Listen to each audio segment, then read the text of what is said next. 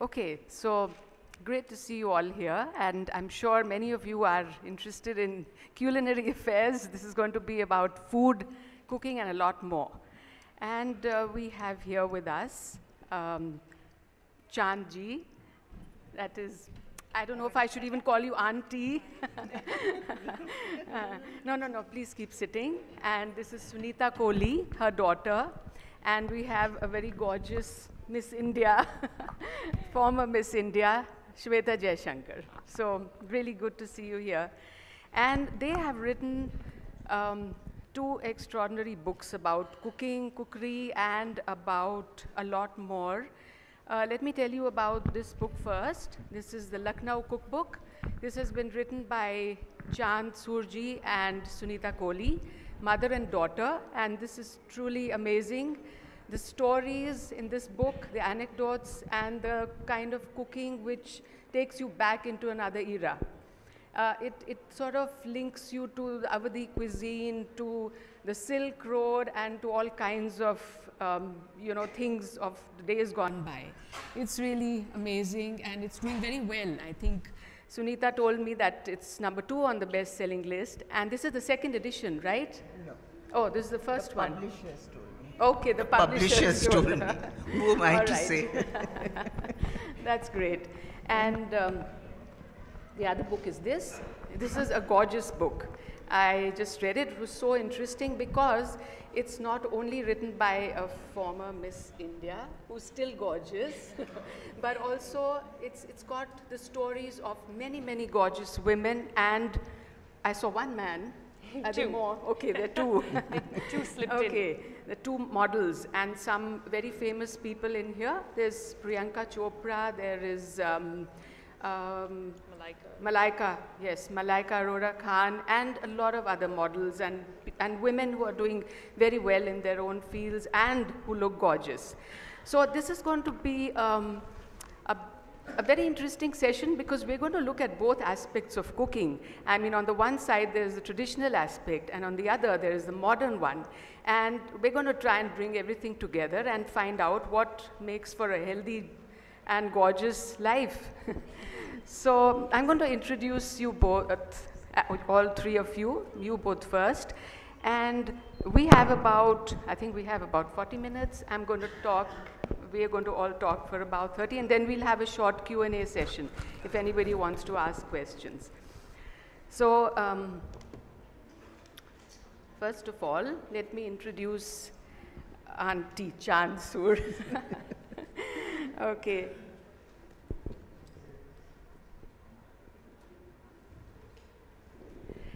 Chand Sur was born in 1925 in Bahawalpur, Undivided Punjab, and brought up in Quetta. She is an inventive cook who places great emphasis on nutritious and healthy meals. Her lunch, dinner, and tea parties are legendary. She has passed on her love of cooking to her children, grandchildren, and great-grandchildren. A voracious reader and an adventurous traveler, Chandji is deeply interested in other cultures and people.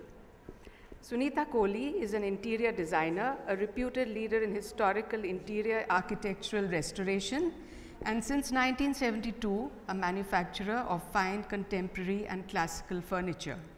She is the first interior designer to be conferred the Padma Shri in 1992. She developed a passion for cooking from her mother and enjoys trying new recipes. Widely traveled, Sunita brings influences from different cultures into her architecture as well as her cooking. And Shweta, where is your introduction? Okay. Shvetha Jaishankar was Femina Miss India International 1998 and runner-up at the Miss International pageant in 1998 as well. During her modeling career, she did television commercials for Dabur Vatika shampoo, Cadbury's dairy milk, Asian Paints, and Denim Soap, among other brands. Walked the ramp for India's top fashion designers and made guest appearances on shows for National Geographic, MTV, and Star TV. Her foray into writing began with editing 20 by 20, the official magazine of the Indian Premier League. She also wrote a national column for The Hindu called Girl's Guide. Shvetha holds an MBA from the Indian School of Business, Hyderabad. This is her first book. Shvetha, have you written any other books after this? I'm working on the second. Oh, yes, okay. but rather much slower than the first one. What is it about? It's also on food and nutrition, Okay. but you know, it looks at more of the angle of the athlete, the sports person, because today I see a lot more people taking up fitness and marathoning, but are quite questioning what is the nutrition that would go alongside it, while not wanting to give up on, you know, all their favorite foods. So. That's wonderful, because somewhere in your book I read, eat to live, not live to eat. I think that's great, because, you know, eating it's fun, it's really gorgeous, it's great to eat well, Yes. but we must remember that we're not here just to eat. We have to look after our health and have a balanced Absolutely. way I think of food is too central today. I mean, everywhere we Absolutely, go, yes. any holiday we take or any break, you know, somehow food forms a very essential part of it. I think it's Absolutely. an expression of, you know, Yeah. happiness, love, catching up. So how do we walk that tightrope is a question I had, and surprisingly, I found that a lot of models have the answers, though of course everyone thinks we eat nothing. The truth is that it's far from it. We do enjoy our food, but we also pay attention to what it does to us. And I read that you were asked by a lot of people whether you just eat carrot sticks. Yeah. That was when you became Yes, absolutely. I mean, it's Miss India. Yeah, but surprisingly, carrot sticks don't get you much except orange skin. So that doesn't do well in the modeling world. Yeah.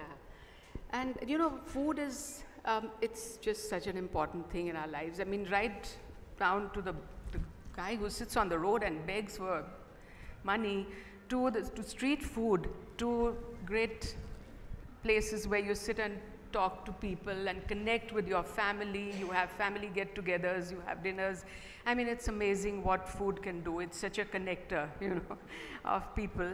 And just to say, when you said that food is so important everywhere now, and you know, I had gone to Slovenia last year, and I found a lot of carts with bottles saying cow's ghee, and I was really surprised in the middle of Europe, in Slovenia, where I never thought. Yeah, absolutely. And also we know that Starbucks has haldi. You know, Yes, they use haldi the in their coffee. The golden latte. They just put a lovely ring to something that Yes. we've known for so many And years. so after that, I started drinking haldi in my milk. Anyway, let's move on. And I want you both to tell me about how this wonderful idea came to you, how you as mother and daughter, which is such a special bond and such a great way to connect even more, and you know, over old stories and things which I'm sure, Sunita, you may not have even known, as Chanji would have, you know, you would have revived them. Tell us a little bit about how you started writing this book. How did you get the idea? Someone's saying My that he can't mother- hear well.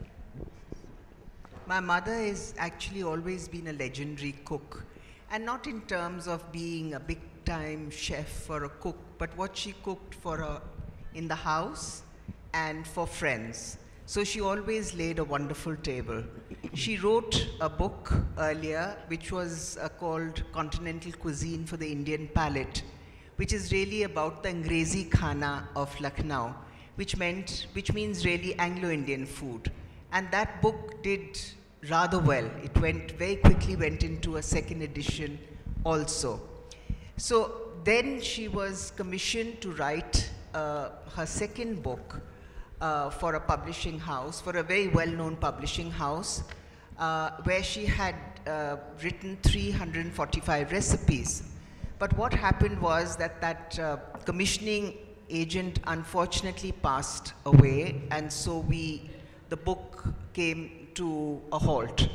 So I have been commissioned by Aleph, the publishers of this cookbook, to do actually a very big book which is on World Heritage Sites.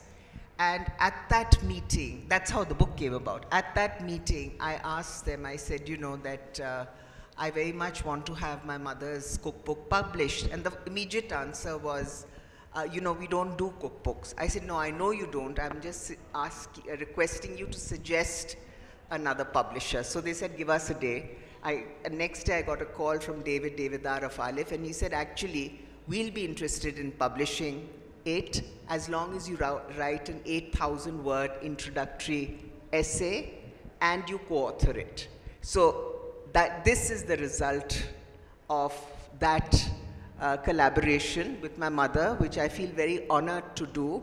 But what I thought was very easy turned out to be the most daunting task of all. This book took 10 weeks, or without exaggeration, 10 to 12 hours a day, including Sundays, to finish. Because during the course of, you know, I thought it would be so easy. From 345 recipes, you just pull out 150, write an introduction of my parents' story. How difficult can that be? Because we've been listening to these stories from my parents all our lives and from the larger family. But my mother decided to pull out 1,000 more recipes on brittle paper and decided to go through each and every recipe. I told her we have a deadline, we must stop. But she was highly encouraged by our various children who thought, they said, don't listen to your daughter, listen to us, and please go ahead and do exactly what you want to do. So not only the 150 that were abstracted from the 345, every single word was gone over again, every spice was looked at again, and this is the result. I mean, these are all so these are simple recipes because they are not of Awadhi cuisine, for which Lucknow is justifiably very well known for. But this is of the everyday food of Lucknow. And my parents had come as refugees from across, you know, what is now in Pakistan. Lahore was where I was born. My mother is Balochi, though her family had originally come from Multan. And my father is actually originally Rajput from around Jaisalmer. But he was a naturalized Lahori for many, many years. So this cookbook is an amalgamation of these many family histories, however fractured they are. It is also an account of how food traveled down the Silk Route, because not only were commodities that came down the Silk Route, but also art and cuisines, and how they influenced the food that then metamorphosed into what was being eaten in Lucknow. So this is a story. It's about racial memories, it's about familial memories, it's about 4 generations of who cook. Of course, in our house, everybody thinks they're a cook, and everybody thinks that they're an architect or a designer. So this is the result of that combination. So I'd like you to say something, Chanji. Would you like to say something about this book? My throat is so bad. My voice won't One go. little bit, just a little. You, it was very important. Yeah. Just a little. And just say what? About the book, how you've written the many recipes. Well, I used to go to the kitchen and sort of, whilst cooking, imagine if I added so-and-so sauce or so-and-so this thing did it, and it turned out to be quite well. And my friends used to come and they'd say, teach us. I don't know, I used to say, I don't know what I have put, but let me ask the cook now, what did I do? It's whatever is in the larder, I used to sort of make use of. I didn't say, oh, this is not here, oh, that is not here. I said, whatever is here, I'll use it. But somehow or another, it used to turn out quite well. And I was quite happy about it because my friends appreciated it. And that's how I came to, they insisted that my children insisted, Mama, why don't you write a book? So I said, oh heavens, this is too much. Because I don't remember what I did at that time. Picking up anything what was in the larder. Anyway, I made an effort and did manage eventually. And I hope we all enjoy it. Actually, I think my mother's being quite modest, because to every recipe learned, recipes actually, you know, a few, like you'll see jalebi pudding, which is a 3-sentence recipe, she more or less invented. But to every given recipe, she would add an ingredient and thereby make it her own. For instance, there's a recipe in the book called, brownies. Everybody eats brownies. But with her, what she did is she said, you know, don't put butter, put peanut oil, and you will see that the brownies become very gooey. So for every recipe, she had a twist. And it's that twist that has really made these recipes uniquely her own. And of course, then when it came down to generations below her, we also further added our own twists. But at the end of the day, these recipes are simple, they're extremely nutritious, and they're good looking. So everything comes out perfectly as is given in the book. I think that is the USP of this book, if I may say so. Oh, that's great.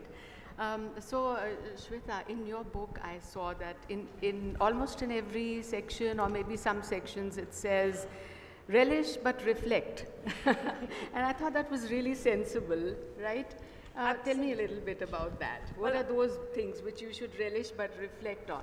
Well, pretty much what is served when we step out of the home, or even what we want to eat, I think over time has morphed beyond what we grew up eating.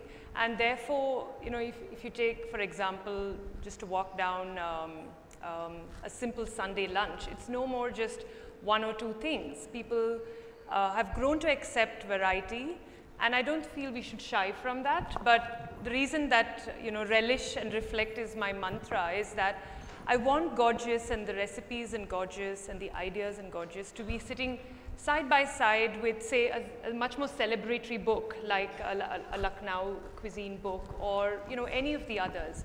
So how do we balance that tightrope is something I'm sure all of us ask when we're presented with these choices. So while I also say that the way I would reflect or what I would relish would be quite different from what you do, we could all walk down that same pathway. I think today diets are bandied about and discussed, and also a cause of a lot of stress, because people aren't that great company at tables anymore. They don't want to have this, they're off sugar, they're off gluten, they're off. So the question about what to follow becomes a very big source of stress. And the idea of showcasing so many different models, to say that models aren't gifted with this fantastic metabolism. Not all are. I have to admit, Priyanka Chopra readily says that she is gifted with this fantastic metabolism. But not everybody else is. So how do we live in this world? How do we engage over the new restaurants or big meals at home and still feel our best? I think that's a journey that everyone has to take for themselves. Yes, I totally agree. You go for a dinner and there's wonderful food there, but you have to decide what exactly you want to, absolutely. how much of what, and I just believe in tasting everything and not missing out on anything, absolutely. but then having a very balanced view at the end of it. Yeah, so I find that everybody needs to come out with their way diet, what I call my way diet, something that has been, upon reflection over so much time, you understand your body better, you know what the foods that you like, and you shouldn't shy away from those. Yeah, and there's so much talk about diets, and there's so many dietitians, and people follow all kinds of diets. And then I went once and went to one of these very, to an sort of an exhibition or whatever you want to call it in London, and they said that the bottom line was that diets are not important. What is important is that you decide what you eat and be careful about it. Yeah. So I think that's great for all of us to remember. Yeah, and it's fun I think it's fun to read so many people, whether it's Milind Soman, who at 50 is now looking probably his best, and a whole lot of others coming out and saying, I like foods like khichdi, or, what I really like to eat is an aloo sabji with, so it's like, okay, these people, models, they look a certain way, but hey, we share the same ways of eating, we share similar struggles with finding out what is the right fitness for us. So I hope the book, apart from, of course, some very delicious recipes, largely from India and obviously international fairs, very popular today and accessible too. We don't have to, send a flight somewhere to get Brussels sprouts or anything for that matter. So today we can experiment, and people are experimenting with different cuisines. So why not embrace that moment full-fledgedly? I mean, who doesn't watch MasterChef and wants to, be that cook? And yet to tell yourself that, I can't, I have to stop at this is, I think it's kills the enthusiasm. Shvetha, have you, for your new book, are you going to look into a more sort of scientific view? Sorry, you can't hear? Okay. I'm sorry? It's not clear? You can't hear her? Can you hear now? Okay. Are you actually consulting doctors and nutritionists about the kind of the energy giving foods? Because these days, for one thing, people are working. So you need a special diet for that. You're sitting in front of a computer and, the diet that works for maybe a housewife doesn't work for that person. No, absolutely. I mean, or for an athlete, as you said. It's a very good question, because today I wrote this book because I struggle with my weight and finding this balance. I never did as a model think about it, because we had access to food, we had, we were obviously living fairly crazy lives, but we also had a say in how much work we would do and when we could do it.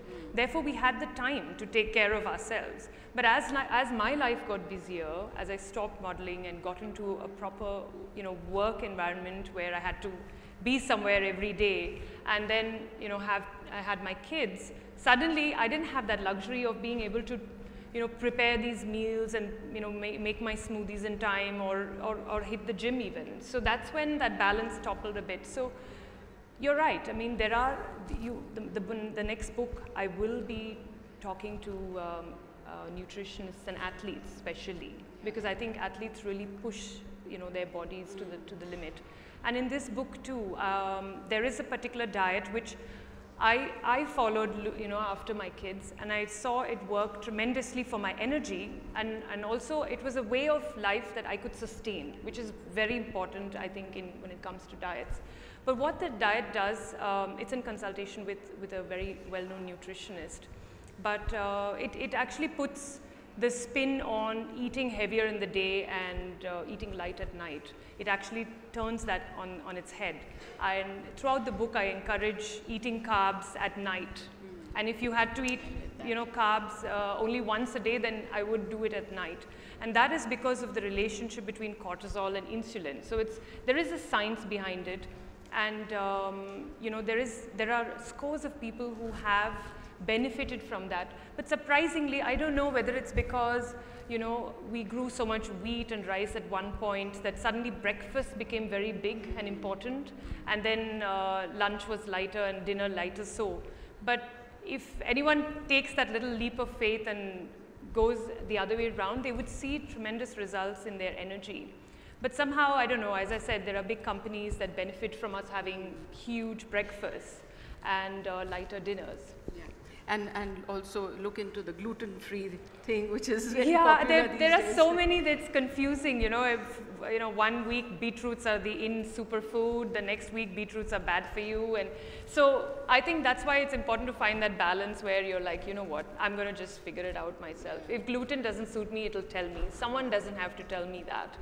So yeah, I mean, there are people who don't eat carbs with proteins, which can get very confusing in an Indian diet. Absolutely, yes. So you just have to make it simple. Yeah. So what about the younger generation? When you, these recipes, do they follow them as well? Yeah, sorry. Yes, I think because this is the sort of food that is cooked in the house. So everybody is very participative of it. And also I think one thing apart from food that this book brought to attention in our own homes, because we've always taken our multi-pluralism, our multiculturalism for granted. And because one spoke of Lucknow, how one grew up with with, people from various communities. So maybe I should read a little paragraph on the Ganga Jamuna Tehzeeb that was an essential part of Lucknow's culture and which still actually remains so.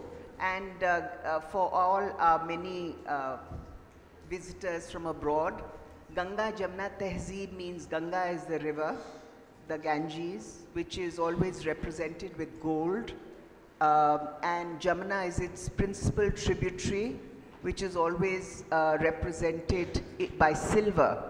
So its outward form is, if you see it in brocades, you see gold and silver together. You call it Ganga Jamuni work. And when you see it in, say, silverware, where part of that silverware may be gold washed, again it's called Ganga Jamuni Tehzeeb. But in its most essential form, it is where Hindu and Muslim thoughts are accepted by each other very, very willingly, and how life continues. You might have your parallel faiths, but life continues with that deeply multicultural belief and acceptance of each other. So I think that is what has resonated with various people, and therefore the book seems to spell out that also, because the recipes are from, Muslim households who are all friends of my parents, because the elite of Lucknow was always Muslims. From Hindus like ourselves, I grew up in a Christian convent, but we had people who were Anglo-Indians because the British had been there and they left their mark on this city, and Parsis, Bengalis, all of that. So just two short paragraphs on this multiculturalism, which I bring to the fore throughout the book. So the book goes beyond being just a cookbook. I mean, I didn't intend it to be, but that's how it became once I started writing the introduction.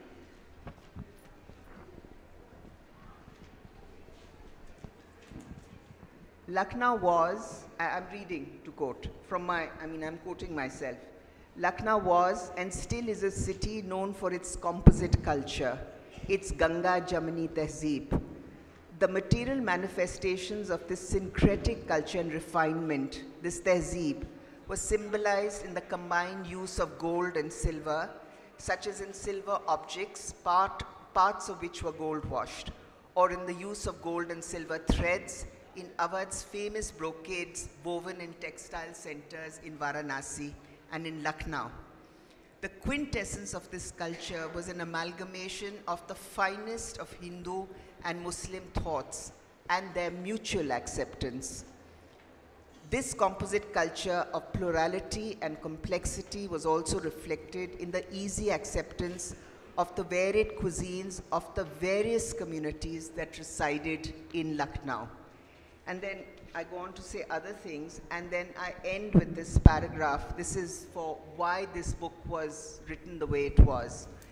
And I say, David Lowenthal, the American historian renowned for his work on heritage and spatial concepts of the past and the future, had famously pronounced that, and I quote him, "The past is a foreign country." My parents' past was, of course, what they left behind and from where they came, from Western India, of Undivided India. This cookbook, although palpable with nostalgia, selectively recaptures events and objects from the past that are a part of the intangible heritage of food and familial memories of gentler times. These are collective memories that conserve a sense of continuity, of belonging, and of being rooted. I believe food engenders social and family harmony. It anchors us and connects us to the past, grounds us in the present, and gives us a sense of identity and belonging. Our personal histories define us, and I have chosen to define this partly through Lucknow's food traditions. The preparation of food is learned by observation, which I did by always learning from my mother and observing her. It is a process of osmosis. In our family, all 4 generations are reasonably good cooks. This book documents the recipes that we have learned from my mother and from our many friends in Lucknow.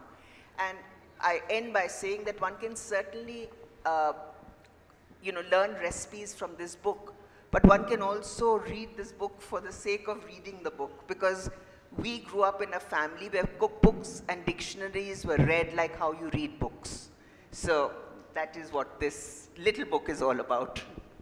Okay, that's great. And do you have something to show? I heard you say something, or a little film or something, or nothing? No, they were just, some photographs of the food that is shown in the book. Oh, okay. That's all right. There's actually, the video is about my book. Oh, the video is about your book. Yeah, Okay, there's just 5 minutes left for this session to be over. Are we going to play that, or should we just do the Q&A? I think there's somebody from here. Yes. I can't hear. He said he's playing the video. Oh, you're playing the video, it's right. actually the intro to the book, so I don't know if it makes sense. Let's see that then. Just till he's preparing to do that, I just want to say that, Indian food is a great soft power. And over the world, I have been moving around over many countries, and we've just had people, so happy to come to our homes because of the food, the Indian food, and it's great to be able to say that Indian food is so popular. I think it's moved far away from that curry culture association to people appreciating how we've used turmeric for centuries, or fenugreek, and what it does, the simplicity. I mean, it is. Stick to the family every time. You have to imagine what if you add this. No, jalebi pudding, nobody was ever had that. Yeah, we have this fusion cooking. I mean, it's, it's Indian. The sheer variety from state to state, or within a state, is just so amazing. My husband was very fond of inviting people last minute, and last minute things were easier to make. So that's how I came to make the jalebi pudding. Okay. Which I'm going to say, it's so easy, but must be done properly. The thing is, evolves as we do over time, so we can always adapt it to our your imagination. You have to use. Yes, exactly. Last minute, my son and my husband was used to invite people. Mama, 20 people are coming. I said, how can you do this to me last minute? But you managed. But I had to manage it. Let's see the video.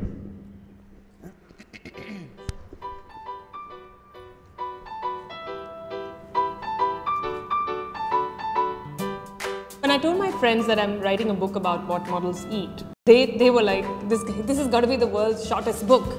What do models eat? Carrot sticks, lettuce leaves, lots of fresh air.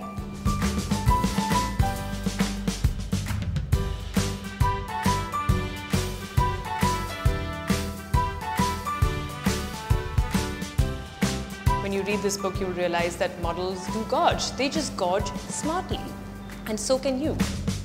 A lot of people have questions about what is the correct food that they should have, what is the right amount of fitness, what kind of fitness. Gorgeous is really about making sensible choices. Your friend has surprised you with a home-baked birthday cake. Don't you just want to dive into it? This is what Gorgeous is about. It's about those moments in life. It's about those experiences, and still about feeling and looking your best. I was inspired talking to these models. It's not that things came easy for them. They also had to try out different things. They tried Pilates or yoga until they found their own fit.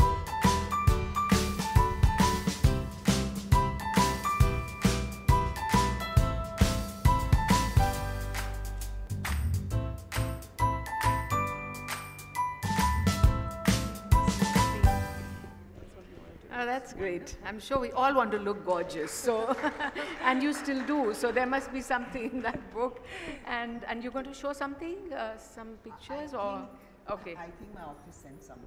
Let's see. Is there something we're going to show? No, nothing. Otherwise, okay. So anybody wants to ask some quick questions? Yeah. Okay. Only one. Okay. All right. All right. 2 quick questions. Yes. Hi. Yeah. So last year when I came here, this was the place where they were talking about Ganga Jamuni Tehzeeb, and they started talking, giving it a political tangent. But this is what I wanted to hear, like to have a more cultural, cultural side of Ganga Jamuni Tehzeeb, because I belong to that part of the country. And so I have my question to you, that could you share one such not the recipe, but just the dish or any dish that actually is a Ganga Jamuni Tehzeeb wali dish, something that we all know of, but we don't really know that this is a Ganga Jamuni Tehzeeb dish, Are you getting my question? It would not translate itself into one dish having both Muslim and Hindu influences. But it's more to do with, supposing it's the Navratras are being celebrated, then every Muslim kebab shop in Lucknow, which is serving non-vegetarian food, would be closed. It is that sort of acceptance that would happen. Or for instance, when the Bada Imam Bada, which for anybody who's been to Lucknow, which are absolutely splendid buildings that were built by the fourth Nawab of Awadh, Asaf Uddaula, and he built it as a famine relief project. And it is there that he wanted to feed all these people who were working on this amazing project, which one can see today, that in very large pots, rice and mutton with spices started getting cooked together, because it would then be sealed. And that's how the dampukt way of cooking was actually invented quite inadvertently, and by this stroke of luck. Now, of course, the dampukt cuisine, which is really of slow cooking, as it would simmer throughout the night for the workers to be fed in the morning, is now known amongst the best cuisines in the world. So, but that same Bada Imam Bada, it represents, because you see many things that are actually Hindu there in the actual architecture of it. And because this is all a part of almost Indo-Saracenic architecture. So it has Muslim influences, the architecture itself, as well as Islamic influences. So that is where we can't talk about a dish being Ganga Jamuni. We can talk about a culture being Ganga Jamuni in its architecture, in the language, in its dance forms, in its music. And, but sadly, you said last year it became somewhat, I don't know why it became rancorous, but Lucknowites seem to accept it as it comes, because this amazing monument, everybody's heard about the Taj Mahal being taken off the list, and now it has been restored as a blot on Indian culture. But so has this been taken off the tourism list. And the Ganga Jamuni element, why I say this, comes in because it is the same Asaf Uddaula, the fourth Nawab of Awadh, who gave the land for the Gorakhpur Mutt, which is the head priest of which is the present Chief Minister of UP. Okay, I'm sorry we can't take any more questions according to the organizers. And so just want to wrap up and say that food is something very important, and we just heard about these wonderful cookbooks, and food also was connecting us in forever. It's been there. And just one interesting thing to tell you, that when I was in Western China, in Xinjiang, there was a vendor standing with samosas, and they were called samsas. So it just shows you the connections, and the samosa, everyone knows it's street food and it's popular all over the world. So it's very much a part of our culture, and the threads that, that are woven across cultures and across countries. Okay, thank you.